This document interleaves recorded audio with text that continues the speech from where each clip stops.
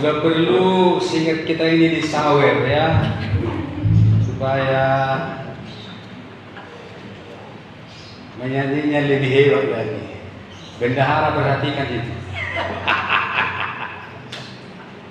Salam singer. Jangan malu nyanyi walaupun wajahnya jelek gara-gara nyanyi. Kalau jelek untuk Tuhan, Tuhan berkati. Haleluya. Terima kasih, Tuhan memberkati. Shalom, apa kabar? Dahsyat, luar biasa. Mari Bapak Ibu, kita bersyukur lagi atas kemurahan Tuhan yang memberikan kepada kita hari ini dengan segala berkat-berkat yang disediakannya hari ini, di mana kita masih dapat bertemu satu dengan yang lain di rumah Tuhan. Haleluya. Firman Tuhan berkata, sebab lebih baik satu hari di pelataranmu daripada 1000 hari di tempat lain. Lebih baik berdiri di pelataran rumah Tuhan daripada duduk di kemah-kemah orang fasik. Amin. Lebih baik. Mari kita baca firman Tuhan. Kita baca Matius pasal 24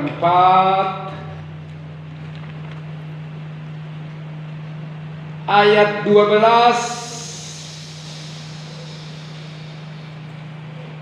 Kemudian kita lompat lagi ayat ke-20 sampai dengan 22. Matius 24 ayat 12 lompat ayat 20 sampai 22. Saya terlebih dahulu, kita bergantian. Di ayat terakhir kita bersama-sama. Dan karena makin bertambahnya kedurhakaan, maka kasih kebanyakan orang akan menjadi dingin. Berdoalah supaya kamu melarikan diri, jangan jatuh dalam sedih dan jangan pada hasad. Sebab pada masa itu akan terjadi siksaan yang dahsyat seperti yang belum pernah terjadi sejak awal dunia sampai sekarang, dan yang tidak akan terjadi lagi. Dan sekiranya waktunya tidak dipersingkat, maka dari segala yang hidup tidak akan ada yang selamat. Akan tetapi oleh karena orang-orang pilihan, waktu itu akan dipersingkat. Amin. Amin. Amin. Ibu bapak tidak penasaran dengan ayat ini? Penasaran? Kalau tidak penasaran, nggak tahu lagi saya itu.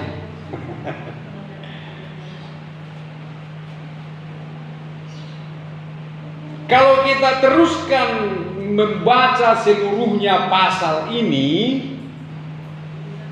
menakutkan. Inilah yang akan terjadi. Bahkan sebagian sudah terjadi. Dan akan terjadi lagi.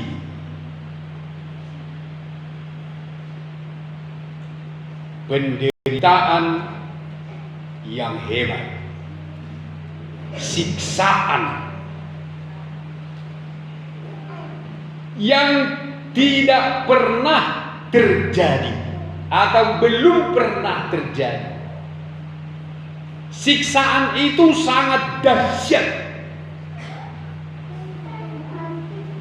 yang belum pernah terjadi sejak dunia sampai sekarang, dan yang tidak akan terjadi lagi. Itulah yang akan terjadi di akhir zaman. menjelang hari kedatangan Tuhan Yesus Kristus kedua kalinya. Amin. Ibu bapak tidak takut? Saya semua liur dong.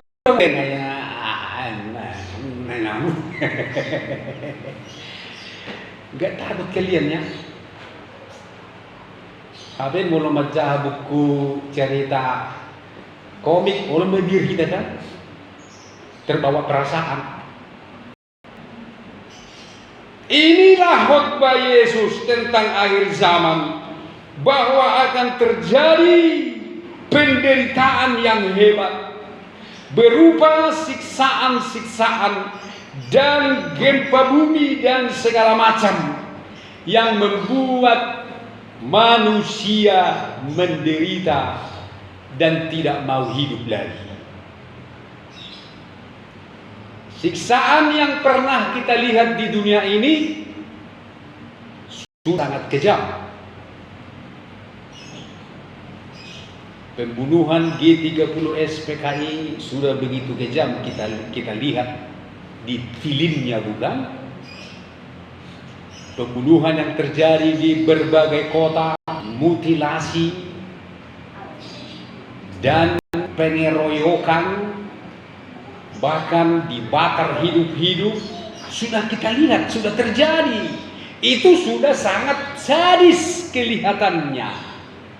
Tetapi yang akan terjadi lebih lagi dari yang pernah kita lihat dan daripada yang pernah kita tahu. Berarti sangat dahsyat. Siapapun tidak akan sanggup menghadapi itu. Itulah makanya Yesus katakan lagi ayat 22, dan sekiranya waktunya tidak dipersingkat, maka dari segala yang hidup tidak akan ada yang selamat. Akan tetapi oleh karena orang-orang pilihan, waktu itu akan dipersingkat. Itulah sebagian perkara jasmani yang akan terjadi menjelang hari datangnya Tuhan kedua kalinya. Tetapi yang kita mau soroti sekarang bukanlah itu, bukan penderitaan itu. Kita mau sorot sekarang ayat 12, yaitu tentang kasih yang menjadi dingin.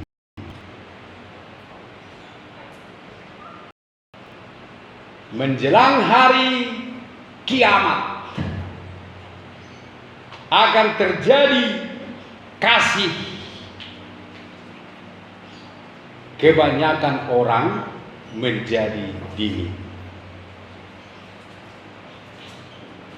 Dan karena makin bertambahnya kedurhakaan, maka kasih kebanyakan orang akan menjadi dingin.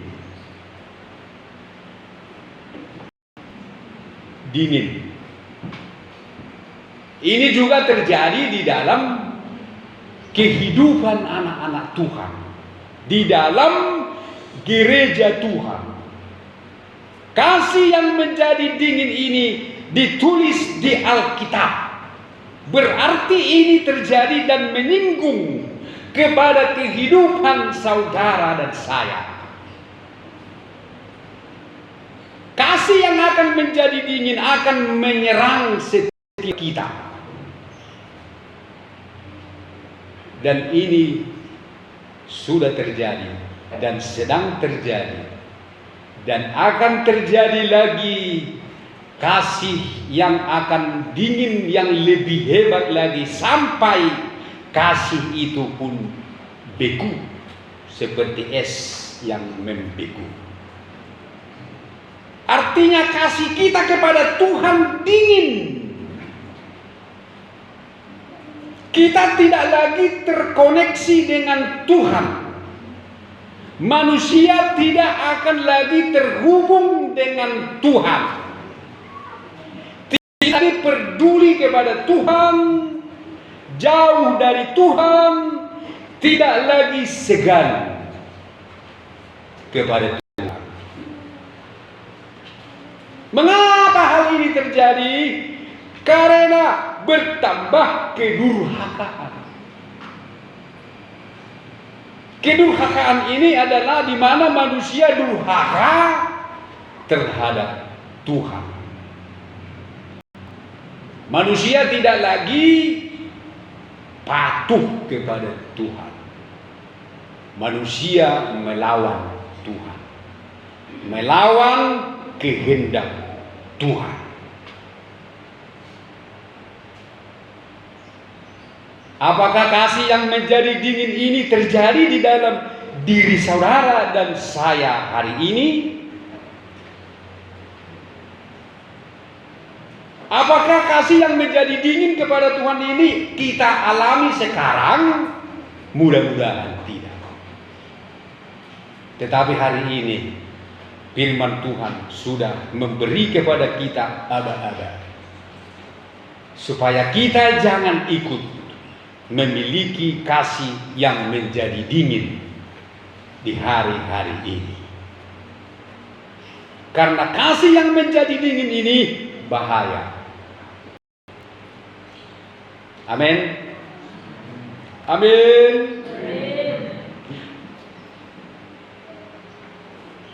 Bahaya yang akan mengakibatkan kita jauh dari Tuhan, sehingga kita tidak lagi dipelihara oleh Tuhan dan akan ikut masuk ke dalam penderitaan dan siksaan-siksaan yang dahsyat itu.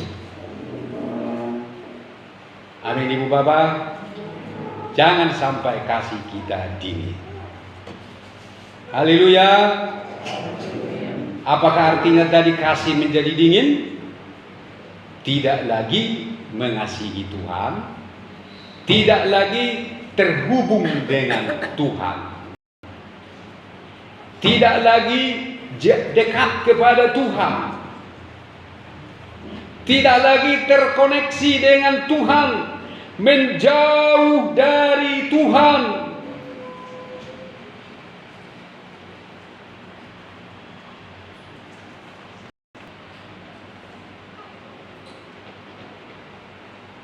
Kasih kita akan bergeser. Kasih kita akan bergeser, tergeser. Kalau iman kita sudah mulai goyah. Tetapi apabila kita masih memiliki iman yang kokoh, maka kasih kita kepada Tuhan tidak akan dingin. Efesus pasal 3 ayat 17 kita baca dulu. Efesus 3 ayat 17.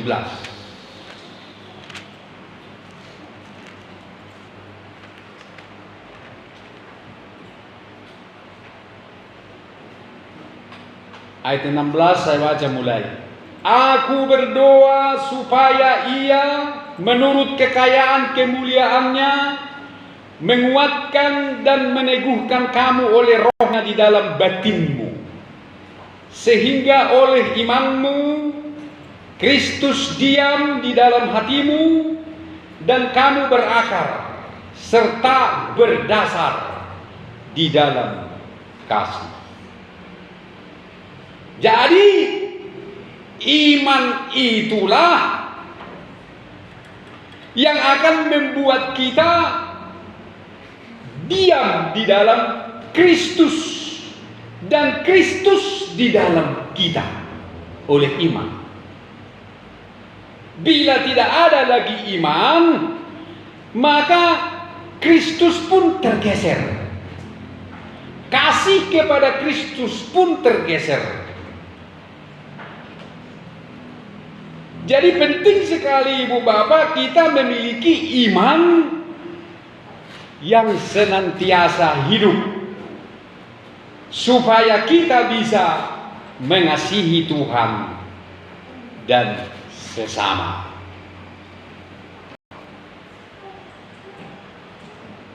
Iman.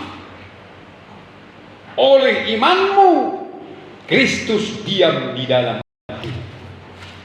Oleh imanmu, kamu berakar serta berdasar di dalam kasih. Jadi mengapa kasih kebanyakan orang kepada Tuhan di hari-hari ini dingin? Karena tidak punya iman lagi. Semua punya iman di sini? Semua mengasihi Tuhan? Kasih kepada Tuhan hangat? Hangat? Hangat? Panas, lebih hebat lagi ya. Puji Tuhan. Mendidih seperti kita bernyanyi, mendidih di hati, mendidih di hati, mendidih di hatiku. Ku selalu bernyanyi, ku selalu bernyanyi, hilanglah susahku. Ku tak dapat mengerti maksud Tuhan sebelum ku dengar. Mendidih, mendidih, mendidih, mendidih, mendidih di hatiku. Haleluya. Otik udah mengalusi. Haleluya. Haleluya. Jadi kalau kita punya iman, maka kasih kita pun mendidih. Dan orang yang memiliki iman, kasihnya mendidih kepada Tuhan, dia selalu terkoneksi dengan Tuhan, dia selalu terhubung dengan Tuhan. Disuruh beribadah pun 6 hari 1 minggu, dia selalu siap dan sukacita. Amin. Tapi kalau tidak ada kasih, ibadah 1 minggu pun terasa berat baginya. Begitu kan ibu bapak? Namanya cinta. Sarupa doi tiki kita merdongat-dongan. Tiki kali marapi purun. Tu dia be ita wanita dudui. Amin. Rope udan haba-haba tongdo ta terobos asa pajupa dohot nata holongi. Keluar hepeng, keluar akta baju-baju nabagak. Asal ma dibereng itu ani kan somonido kan amang inang mendidih kasih kepada Tuhan panas berkobar-kobar sehingga hatinya selalu terkoneksi terhubung dengan Tuhan, ibadah tiap hari sukacita. Somon nai sonon, haleluya, salam. Ibadah tiap hari pun, tiap minggu pun, dang borat dirasa. Dang borat.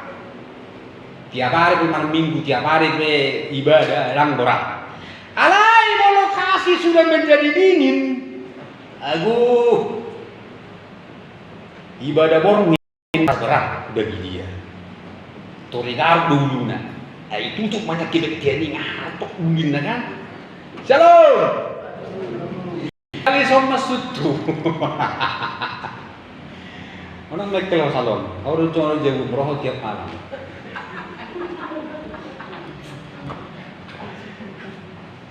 Tidak berat. Nah sekarang bagaimana caranya supaya kasih kepada Tuhan tidak dingin? Bagaimana caranya supaya kita terhubung dengan Tuhan? Kita ingat kepada Habel dan Kain. Apa yang membuat Habel terhubung dengan Tuhan? Dari persembahan. Apa yang membuat Kain jauh dari Tuhan? Dari persembahan. Jadi itu jawabannya. Habel semakin dekat dengan Tuhan. Habel diingat oleh Tuhan karena ada persembahannya. Persembahannya berkenan kepada Tuhan. Persembahannya menyukakan hati Tuhan. Maka ada hubungan ke sorga. Mati pun Habel diingat Tuhan. Mati pun dia masih bisa berbicara dengan Tuhan. Tetapi lihatlah Kain. Dia tolak oleh Tuhan. Putus hubungan dengan Tuhan. Juga karena persembahannya. Jadi apa yang membuat supaya kasih kita tidak menjadi dingin? Kita harus mempersembahkan persembahan kepada Tuhan. Kita harus berkorban untuk Tuhan. Sulit ya, untuk berkorban hubotoin namu lah dia masih sipam. Ya mekel johamu. Shalom. Dan salah tak kuda. Sesuai firman dulu kuda kan? Sesuai firman tu. Kita buka 1 Petrus 2 ayat 5.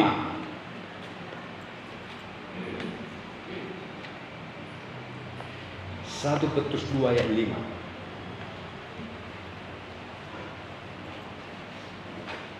Dan biarlah kamu juga digunakan sebagai batu hidup untuk pembangunan suatu rumah rohani bagi suatu imamat kudus untuk mempersembahkan persembahan rohani yang karena Yesus Kristus berkenan kepada Allah. Aminkah?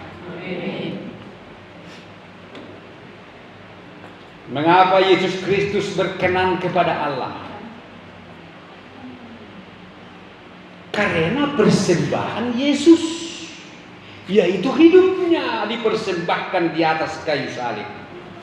Dia korbankan dirinya di atas kayu salib, maka dia berkenan kepada Allah. Maka hendaknya kita juga mempersembahkan persembahan yang menyukakan hati Tuhan.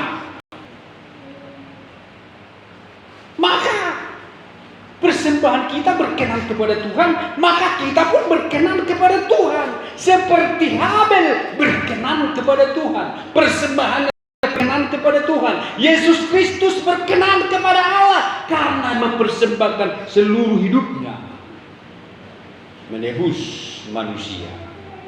Jadi, supaya kita berkenan kepada Allah, kasih kita tidak dingin, maka kita harus mempersembahkan korban kepada Tuhan. Jangan dulu terus gelisah. Ini bukan mengenai uang ini. Nanti saya tunjukkan apa korbannya, bukan uang ibu bapak. Dan piadong pengi baga salai dan yang utama dah. Pelan-pelan dulu kita masuk. Siap?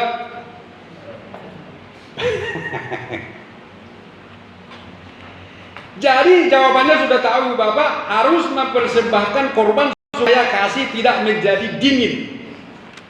Dan kasih jangan sampai dingin.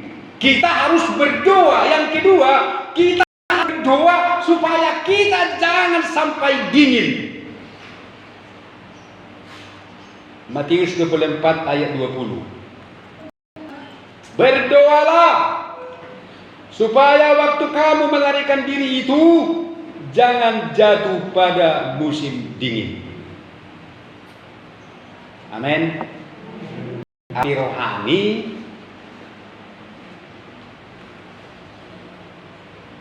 jangan dingin kasih kita pada waktu terjadi siksaan itu. Karena kalau pas terjadi siksaan itu kasih kita di musim dingin, rohani kita sedang musim dingin, maka kita akan tinggal dan ikut dalam siksaan itu. Karena kita mengalami musim dingin. Kerohanian kita sedang dingin. Makanya Yesus katakan berdoalah supaya jangan terjadi itu pada musim dingin. Yaitu secara jasmani, mana semua musim dingin. Di Indonesia tidak ada musim dingin, tidak ada salju. Ini saya artikan secara rohani. Jangan kalau ketika terjadi penderitaan, terjadi siksaan, terjadi hari kiamat itu, jangan sampai dingin kasihmu, rohanimu jangan sampai dingin. Kalau kamu dalam keadaan dingin waktu itu, kamu ikut mengalami siksaan. Dan yang kedua, jangan terjadi pada hari Sabat. Hari Sabat itu adalah hari perhentian. Semua sudah dihentikan oleh Tuhan. Tidak ada lagi aktivitas di hari Sabat. Artinya sebelum terjadi perhentian itu, kita sudah sempurna. Amin.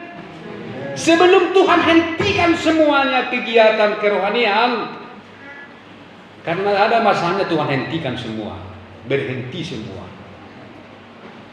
Kalau kita sudah dihentikan Tuhan semua, lalu kita masih mencari-cari lagi, terlambat.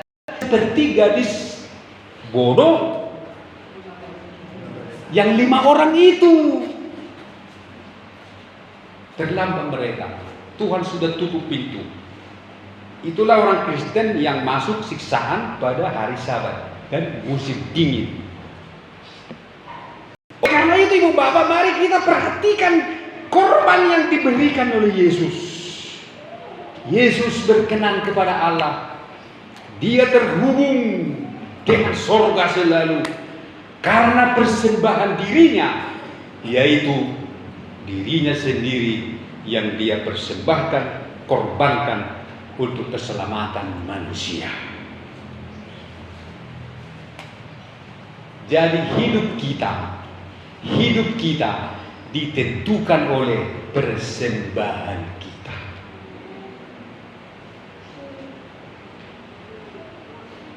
Jangan setuju orang. Hidup kita ditentukan oleh persembahan kita. Mengapa Abraham dan Daud dipilih oleh Tuhan? Lihatlah Matius 1 ayat 1. Inilah silsilah Yesus Kristus, anak Daud, anak Abraham. Hanya 2, anak Daud, anak Abraham. Di sini kita bertanya-tanya, padahal bukan hanya Daud dan Abraham yang menurunkan Yesus Kristus Mesias lahir ke dunia ini. Dari si Adam turun kepada Set, turun kepada Enos, turun kepada Kenan, turun kepada Mahalaleel, turun kepada Yared, turun kepada Henok, turun kepada Metusalah, turun kepada Nuh, turun kepada Sem, turun kepada Arpaksad, turun kepada Selah, turun kepada Eber, turun kepada Peleg, turun kepada Rehu, turun kepada Seruk, turun kepada Nahor, turun kepada Terah, turun kepada Daham. Dari Abraham turun kepada Ishak, Yakub, Yehuda, sampai kepada Daud.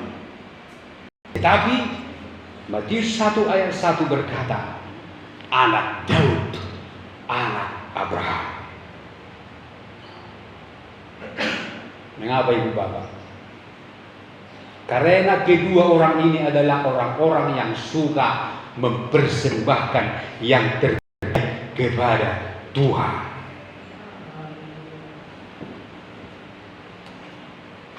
Amin. Iya.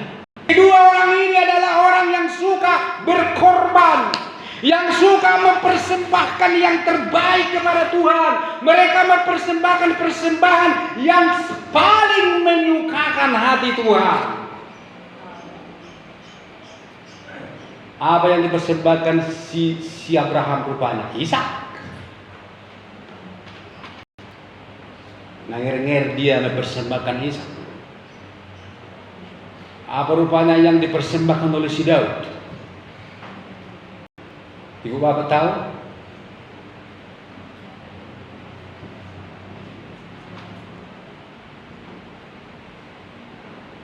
Si Daud, apa yang dipersembahkan si Daud?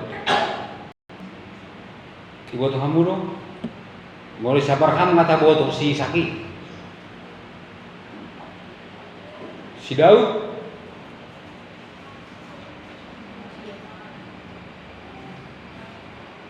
ang nabuhi menebak.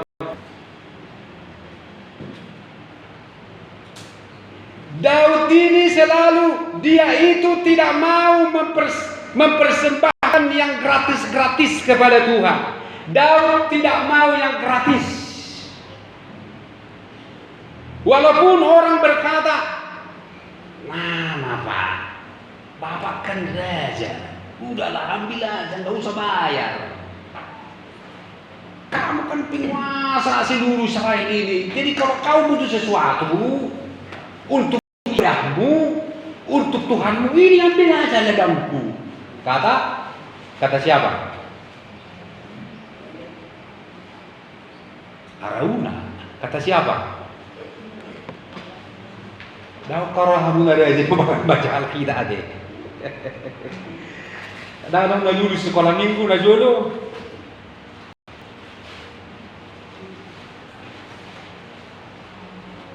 Satu Samuel 24.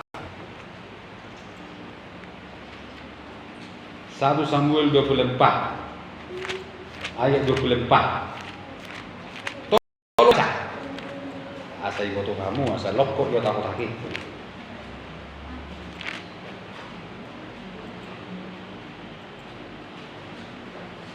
Satu Samuel bukan 2 Samuel loh. Yang di Arauna itu waktu Daud mempersembahkan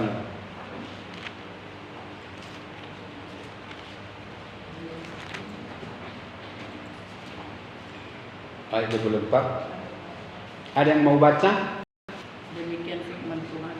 Tetapi berkatalah raja kepada Arauna, "Bukan begitu, melainkan aku mau membelinya daripadamu dengan membayar harganya, sebab aku tidak mau mempersembahkan kepada Tuhan Allahku korban bakaran dan tidak membayar apa-apa." Sesudah itu Daud membeli tempat pengirikan dan lembu-lembu itu dengan harga 50 shikal perak. 25. Lalu Daud mendirikan di mezbah bagi Tuhan dan mempersembahkan korban bakaran dan korban keselamatan. Maka Tuhan mengabulkan doa untuk negeri itu dan tulah itu berhenti menimpa orang Israel. Amin. Udahlah, ambillah raja. Ini kan kalau untuk raja gratis. Pokoknya untuk ibadahmu raja gratis. Ambillah, nggak usah bayar. Apa kata Daud? Aku tidak mau dengan tidak membayar untuk mempersembahkan korban kepada Allahku. Aku tidak mau mempersembahkan kepada Tuhan Allahku dengan korban dengan tidak membayar apa-apa. Aku bayar. Maka dibayarnya ladang itu. Dibayarnya lembu-lembu itu. Dibayarnya semua untuk mendirikan mezbah bagi Tuhan. Hal yang sama juga terjadi dalam diri Abraham. Abraham juga tidak mau yang gratis.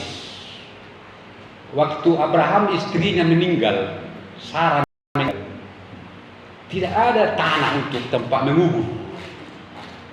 Karena dia pendatang di tanah Kanaan. Tidak ada tanah. Lalu dia lihat ada tanah di sana ada gua tempat pemakaman, lalu dia minta tempat itu. Orang yang punya tanah, kepala suku di situ berkata, "Udah, tidak usah bayar, tidak usah. Kamu orang terpandang di sini, kamu orang baik, gratis untuk." Apakah Abraham mau? Abraham tidak mau. Aku tidak mau gratis-gratis lah. Aku mau bayar, dia bayar semua. Bayar.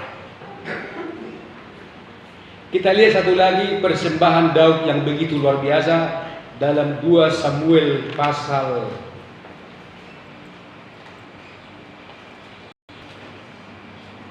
23 ayat 14. 2 Samuel 23 ayat 14. Ini contoh yang kedua. Pada waktu itu Daud ada di dalam kubu gunung, dan pasukan pendudukan orang Filistin pada waktu itu ada di Bethlehem. Lalu timbullah keinginan pada Daud, dan ia berkata, sekiranya ada orang yang memberi aku minum air dari perigi Bethlehem yang ada dekat pintu gerbang. Lalu ketiga pahlawan itu menerobos perkemahan orang Filistin, menimba air dari perigi Bethlehem yang ada dekat pintu gerbang, mengangkatnya dan membawanya kepada Daud. Tapi Daud tidak mau meminumnya, melainkan mempersembahkannya sebagai korban curahan kepada Tuhan. Katanya, jauhlah daripada aku ya Tuhan untuk berbuat demikian. Bukankah ini darah orang-orang yang telah pergi dengan mempertaruhkan nyawanya, dan tidak mau ia meminumnya. Amin. Luar biasa Daud ini. Haus dia dalam peperangan. Dia ingin minum. Di bawah ada sumur, tapi sumur itu dikuasai musuh. Tentara berlapis-lapis di sana menjaga. Lalu dia berkata, "Aduh, ati adong mahamba naul malanaw minum, ngama wasiya naul na sila. Isi mahanu naul malanaw minum minta." 3 pahlawan Daud yang gagah-gagah langsung bergerak dengan keahlian yang dahsyat. Mereka menyelinap ke tempat musuh dengan gerakan yang cepat dan lihai. Taulah orang Israel kan? Tidak terlawan orang Israel masalah perang-perang. Segera ditimba air, timba, lalu mereka lari. Mungkin mereka terbang itu, bisa terbang seperti kungfu orang Cina, terbang di bawah airnya. Ini raja, minumlah raja, minumlah, minumlah raja, minumlah raja. Tapi Daud melihatnya, waduh, orang ini mempertaruhkan nyawa untukku. Aduh, aku tidak tega meminum ini. Aku tidak mau meminumnya. Aku tidak mau meminumnya. Daulah itu Tuhan meminum air ini. Sebab air ini mereka ambil dengan mempertaruhkan nyawanya. Aku tidak mau meminumnya. Aku persembahkan air ini untukmu Tuhan. Dia curahkan kepada Tuhan. Saya bingung di mana dicurahkan itu air. Apakah Tuhan meminumnya? Apakah Tuhan perlu air? Bahkan ke tanah sambil berdoa, ini korban curahan untukmu ya Tuhan, Yahweh. Dicurahkannya. Luar biasa dia. Dan itu dicatat, dan itu dilihat Tuhan. Luar biasa, amin. Luar biasa doi. Dari sini kita belajar ibu bapak, Daud ini hidupnya penuh pengorbanan, tidak mau gratis. Daud ini keinginannya terpenuhi, apa yang dirindukan hatinya terpenuhi. Ingin minum, dapat air. Tetapi ketika dia mendapat air itu, dia tidak lupa kepada Tuhan. Omar terohaninas kamu. Dia tidak lupa kepada Tuhan. Apa yang dia terima dari Tuhan diberikan kepada Tuhan seluruhnya. Harusnya yang dirindukan hatinya kan harusnya dihomol-homol kan? Nggak lu jauh bergumulan sana apa tuh? Dah selenok kok yang wisio. Kuliah dulu. Isa pinang bui, yang kau sabut di pinang bui bujol mau ni kuliah dulu. Ala-alanya sekarang sudah untuk kupeti. Sepertinya begitu. Apa yang dirindukan hatinya terpenuhi. Tetapi semua dia persembahkan kepada Tuhan. Ini sama dengan Abraham. Abraham menunggu Ishak 25 tahun lebih. Yang dirindu-rindukannya 25 tahun. Mati-matian dia mendapat ini sampai dia berkelahi dengan Sarah. Mereka berkelahi. Di mana mereka berkelahi? Ketika Sarah memberi Hagar kepada Ishak, kepada Abraham. Udah ambillah itu dari istrimu supaya kita punya keturunan. Tetapi sesudah lahir Ismail, Hagar pun melunjak. Dia memandang rendah nyonyanya. Dia bertingkah seakan-akan mau menguasai keluarga itu. Lalu Sarah pun memarahi Abraham. Karena engkaulah ini, penghinaan yang kuterima ini dari hamba kita, budak kita itu. Itu semua gara-gara kau, suamiku. Bertengkar mereka. Gara-gara kau lah ini semua. Tadi aku dihina oleh budakku. Gara-gara kau gak bisa beri aku anak. Jadi untuk mendapat Ishak ini Abraham mengalami berbagai dilema. Tetapi sesudah dia mendapat Ishak, lahirlah Ishak, tertawalah mereka. Tapi Tuhan langsung berfirman, Abraham, persembahkan Ishak bagiku. Bawa dia sebagai korban sembelihan, korban bakaran untukku di Gunung Moria. Hati Ishak, hati Abraham, bagaimana ibu bapak? Terkoyakkah? Karena Ishak akan dibunuh, akan disembelih, akan dibakar, menjadi persembahan yang harum bagi Tuhan. Yang dia cintai, kerinduan hatinya, idam-idamannya. Sama dengan Daud, dia haus, lalu dia dapat air, tapi dia tidak mau minum. Dia ingat Tuhan. Amin. Ini biar kamu, tentang Tuhanmu. Nah udah, udah, usah. Dak kolak Tuhanmu saat itu, Tuhan udah tuh. Nah inilah ibu bapak. Ini firman Tuhan yang aku sampaikan.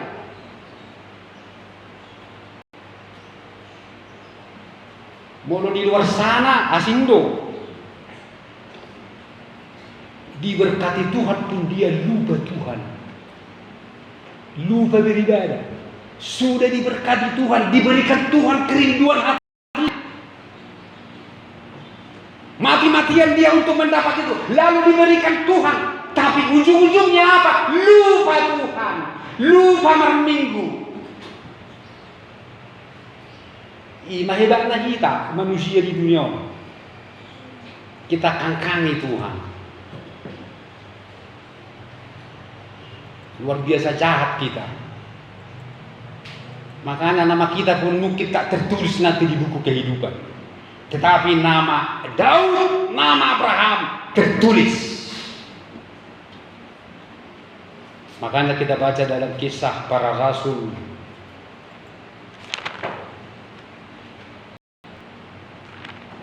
7. Kisah Para Rasul 13.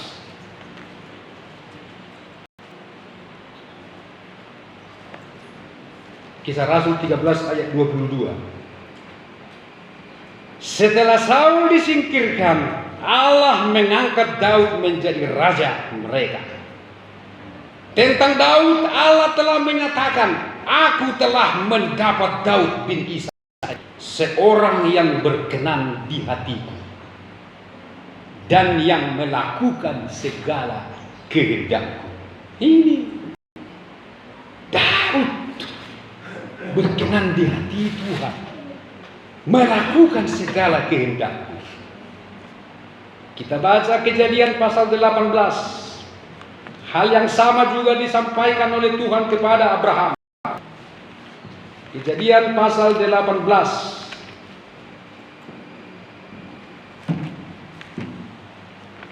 Ini udah ya Tuhan. Kejadian pasal 18 ayat 19.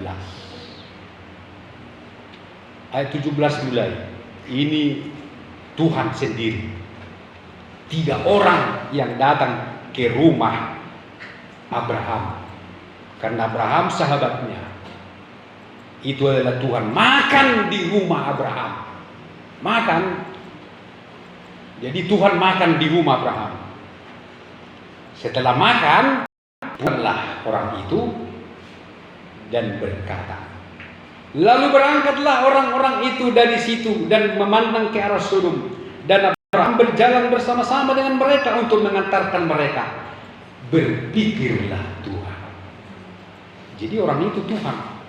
Apakah aku akan menyembunyikan kepada Abraham apa yang hendak kulakukan ini? Bukankah sesungguhnya Abraham akan menjadi bangsa yang besar terkuasa, dan oleh dia segala bangsa di atas bumi akan mendapat berkat, sebab aku telah memilih dia supaya diperintahkan kepada anak-anaknya dan kepada keturunannya, supaya tetap hidup menurut jalan yang ditunjukkan Tuhan dengan melakukan kebenaran dan keadilan, dan supaya Tuhan memenuhi kepada Abraham apa yang dijanjikannya kepadanya.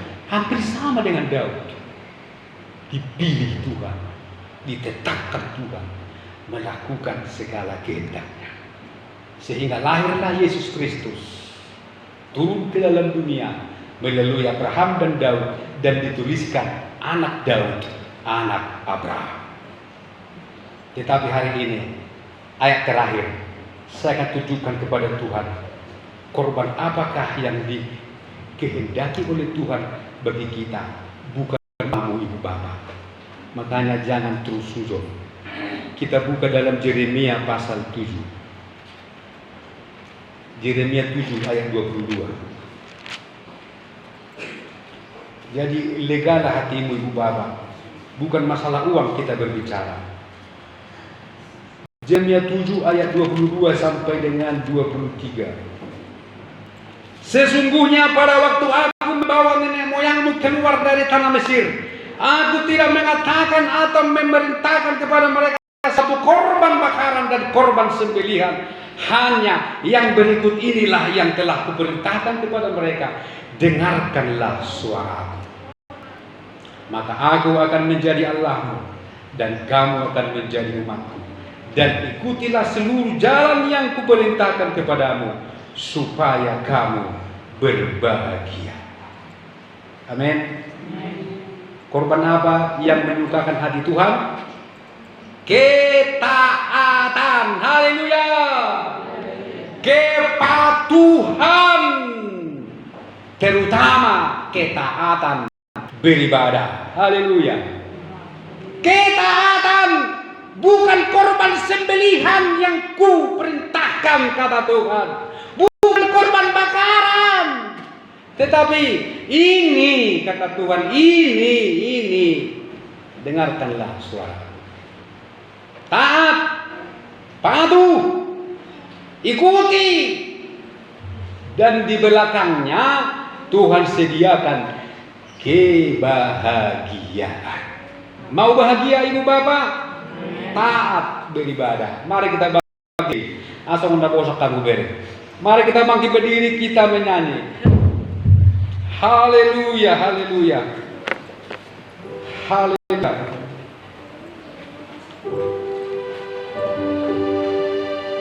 Bukan dengan tangan hamba. Bukan dengan tangan hamba. Ku sujud, ku datang sujud menyembah.